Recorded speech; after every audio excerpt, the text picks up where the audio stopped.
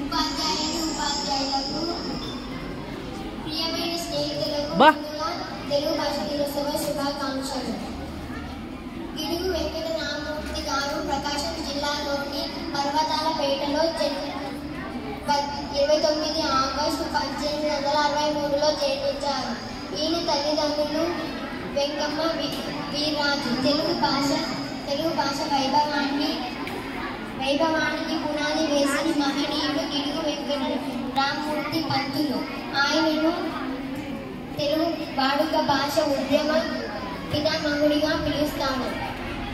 గ్రాంధిక భాషలో పండితులకు మాత్రమే అర్థమయ్యేలా ఉండే తెలుగు భాషను ప్రజలందరికీ అర్థమయ్యేలా చెప్పిన మహనీయుడు.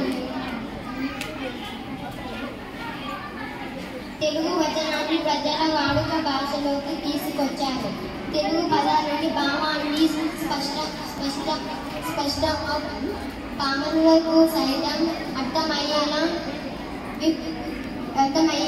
చెప్పారు.